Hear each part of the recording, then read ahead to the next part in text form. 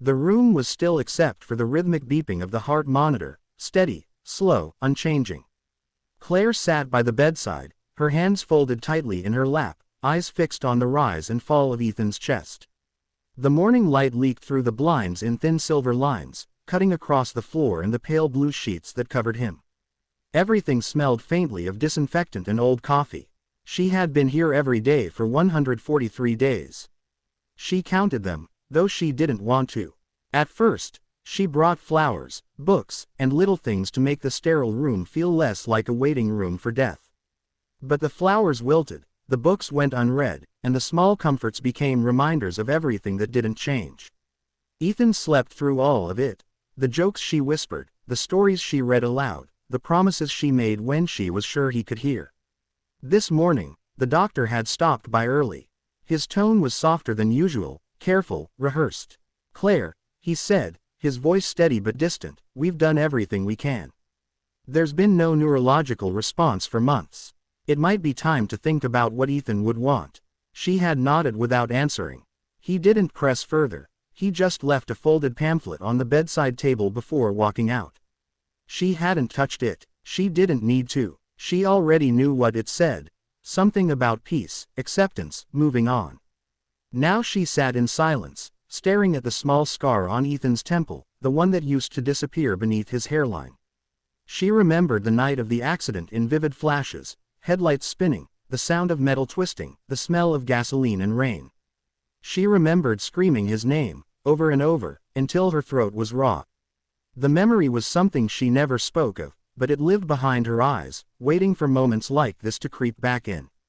A nurse entered quietly to check the monitors. "Mrs. Hayes," she said softly, "do you need anything?" Claire shook her head. Her voice had deserted her hours ago.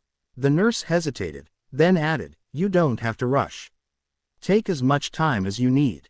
She gave a small, sympathetic smile before slipping back out into the hallway.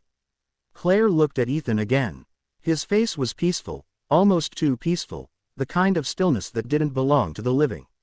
She reached out, brushing a strand of hair from his forehead. Her fingers lingered there, tracing the faint warmth of his skin. "You'd hate this," she whispered. "Being stuck in this bed, people fussing over you all day." Her voice trembled, but she tried to smile. "You always said you wanted to go hiking in the Rockies again. You said you'd teach me how to climb properly this time, not just follow you up the trail like a nervous tourist."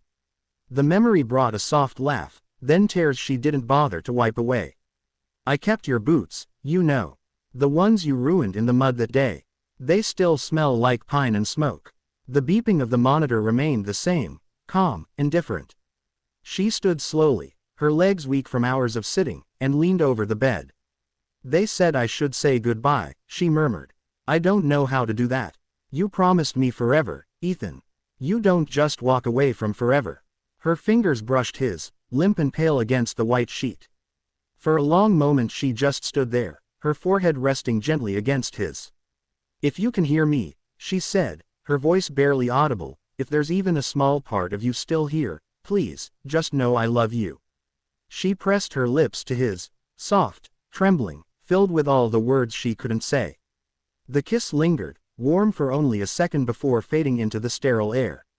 Then she drew back, a single tear landing on his cheek. She turned to step away, her heart breaking with every movement. That was when she felt it, faint but real. A pressure around her wrist. She froze. The room seemed to collapse into silence. Slowly, disbelieving, she looked down. Ethan's hand, the one that had been still for months, was gripping her arm. Weakly, barely, but undeniably alive. Her breath caught in her throat. "Ethan," she whispered, her voice shaking. The monitor began to beep faster. Claire's breath hitched as the sound of the heart monitor quickened, a sudden, sharp rhythm that didn't belong to the endless monotony of the past months. For a moment, she thought she was imagining it.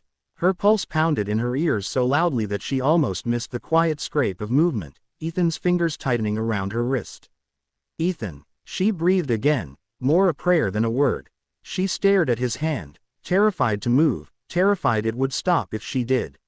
His skin was warm, his grip feather-light but deliberate.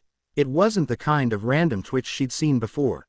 This was different. It was him. The door burst open as the monitor's rising tempo drew attention from the hallway. 2 nurses rushed in, followed by the same doctor who had spoken to her only an hour earlier. Claire stumbled back, unable to tear her eyes away from Ethan's hand still hooked around her wrist. What happened? The doctor asked quickly, checking the monitors, his face sharpening with disbelief. He grabbed me, Claire said, her voice trembling. He grabbed my arm. The doctor blinked, already shaking his head. It could have been a reflex. Sometimes, after prolonged immobility.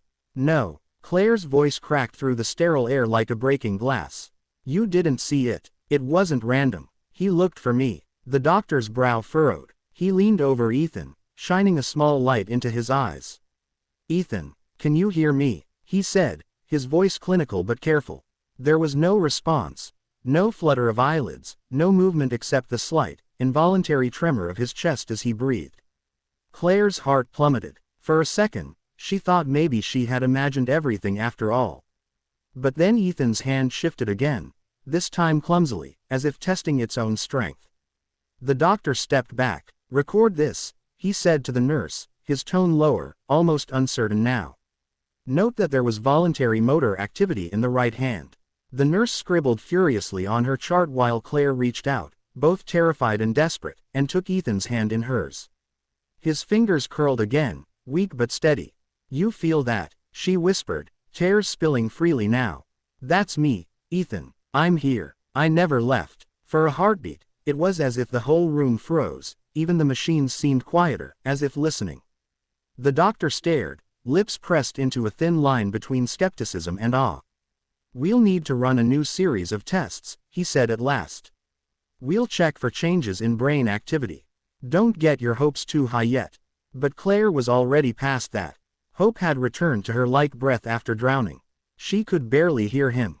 All she could see was Ethan, the faint color returning to his cheeks, the almost imperceptible motion in his jaw as if he was trying to form a word. When they left to prepare the equipment, she stayed by his side, clutching his hand as if it were the only real thing in the world. You're fighting, aren't you? She whispered. You heard me. You always hear me. Minutes passed, or maybe hours. Time had stopped meaning anything to her long ago. She spoke to him softly, telling him about the things she'd been too afraid to say when he couldn't answer, about how she hated sleeping alone, how the house felt too quiet without his laugh, how she'd started talking to his old jacket just to feel less empty. The monitors continued their uneven rhythm, each blip a small pulse of life, a heartbeat of possibility. Then, a faint sound, almost nothing, escaped his throat. A low, strained groan. Claire's head snapped up. Ethan, she whispered again, moving closer. His eyelids flickered once, twice. Her breath caught. Oh my God, she gasped.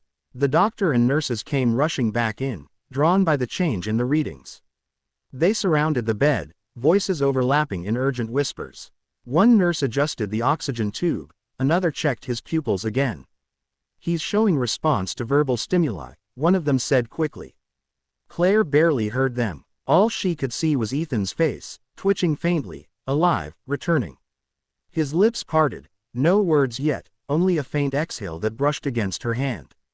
She pressed her forehead to his, whispering through tears, "Come back to me, Ethan. Please, I'm right here." And for the first time in months, she felt something in the room that had been gone for too long, not just sound or movement, but presence.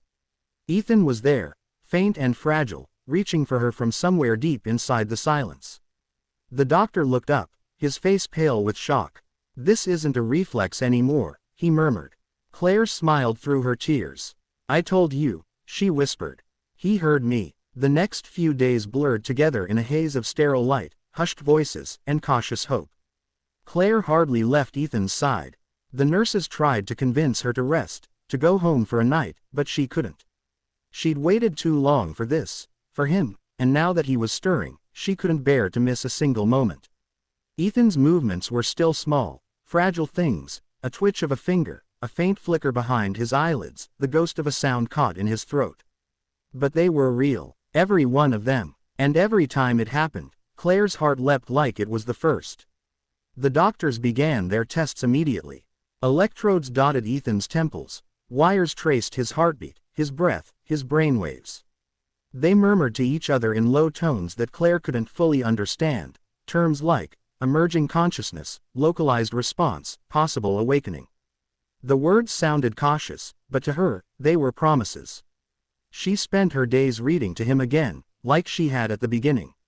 The difference was that now, when she spoke, something in him seemed to listen. His heart rate shifted slightly when her voice softened. His fingers moved when she touched his cheek. One afternoon, she brought in a small speaker and played their song, the old jazz tune that had been playing the night they met. It filled the room softly, the melody winding through the steady hum of the machines. She watched his face as the music drifted through the air.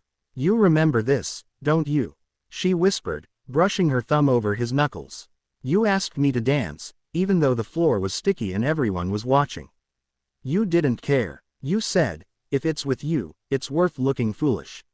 She laughed quietly through tears. "You always made me feel like I was the only person in the world." The music swelled, a slow trumpet solo that seemed to hold its breath between notes, and Ethan's eyelids fluttered again. Claire's heart stopped. She leaned closer, afraid to breathe. His fingers curled once, then again, stronger this time.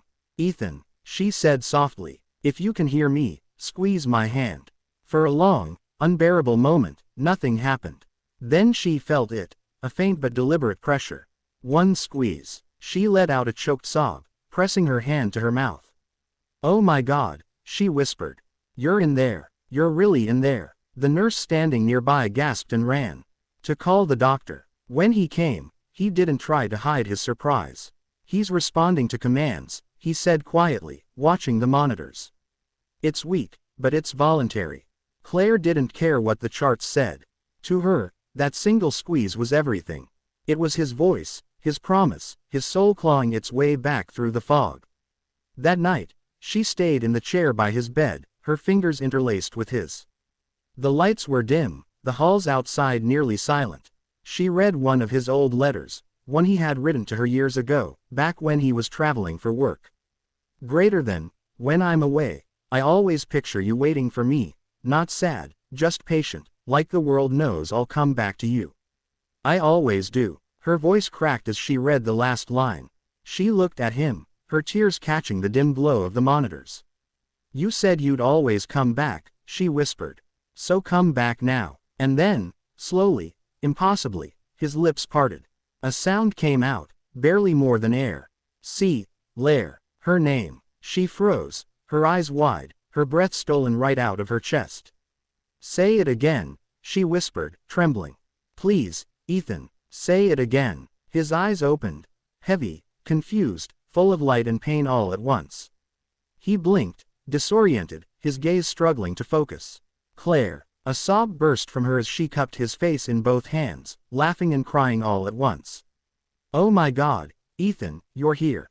You're really here." He tried to smile, but his lips barely moved. His voice was rough, almost broken.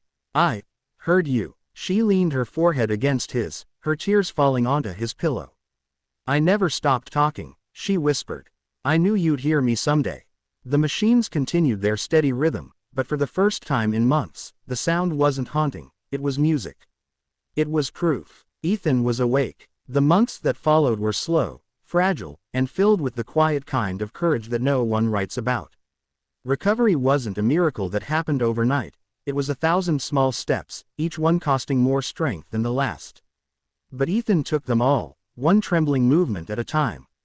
He had to relearn everything: how to hold a cup, how to form words without pain, how to walk without collapsing. The first few weeks in rehab were the hardest. His body had forgotten how to obey him, his muscles thin and uncooperative. Every fall was a battle, every small success a victory. Claire was there through it all. She slept in the hospital's uncomfortable visitor chair more often than in her own bed. She fed him soup, encouraged him through the endless repetition of physical therapy, and reminded him that he wasn't alone, not for a single heartbeat. Sometimes, when frustration overwhelmed him, he'd close his eyes and whisper, "Maybe I should have stayed asleep." And she would take his hand, firm and steady, and say, "You didn't come back just to give up, Ethan. You came back because we weren't finished yet." Those words became their mantra. We weren't finished yet. Spring came, bringing with it the soft light of renewal. By then, Ethan could stand on his own for a few minutes at a time. The doctors called it remarkable progress. To Claire, it was nothing short of divine. One afternoon, she wheeled him outside for the first time since the accident. The hospital garden was in full bloom, daffodils, tulips, and the faint hum of bees in the air. The sky was a clear, forgiving blue. "Feels different out here," he said, his voice still raspy but stronger now. Claire smiled, kneeling beside his chair. "It's been waiting for you." He looked at her, a small, tired grin playing at his lips. "You always say things like that. Like the world's a person." "Maybe it is," she said. "Maybe it missed you too." He laughed, softly, a sound she hadn't heard in almost a year, and it made her eyes sting with joy. For a long while, they just sat there in silence, letting the sun wash over them. The wind tugged gently at Claire's hair, and the scent of new life filled the air. Ethan shifted in his seat. "Claire," he murmured, "can you help me up?" She blinked, startled. "Are you sure?" The doctor said. "I'm sure." His gaze was steady, a quiet determination burning there. "I need to stand, just once, with you." Her heart swelled, torn between fear and faith. Slowly, she rose and moved to his side. She braced one hand on his back, the other gripping his arm. "Okay," she whispered. "On 3. He nodded, taking a shaky breath. 1, 2, 3. It was a clumsy, fragile motion, but he did it. His legs trembled, his body fought against gravity, and his weight leaned heavily on her, but he stood. Claire's eyes filled with tears. She steadied him, her hand trembling against his chest. "You're doing it, Ethan. You're standing." He looked down at her, his lips curving into the faintest smile. "Feels like the first time I ever walked," he said, his breath uneven. "Then let's make it count," she whispered. He turned slightly, still holding onto her for balance. The effort was visible in every muscle, every twitch of his jaw. Then, with an unsteady grace, he lifted his hand and brushed her cheek. "You said goodbye once," he murmured. "Now it's my turn." Claire's heart lurched. "Goodbye," she whispered. He shook his head, smiling faintly. "Not to you, to the dark." And then, for the first time since that hospital room, he kissed her, soft, trembling, full of life and gratitude and all the words he couldn't yet say. When they finally broke apart, he rested his forehead against hers, breathing hard but smiling wider than she'd seen in years. "I missed this," he said softly. "The air, the sun, you. You came back," she whispered, tears spilling freely now. "You really came back." He looked at her with quiet wonder. "I told you," he said. "You're impossible to leave behind." The wind rustled through the garden, carrying the faint echo of laughter, his, hers, and the world's. And for the first time in a long, long while, the future didn't feel like a place to fear. It felt like home.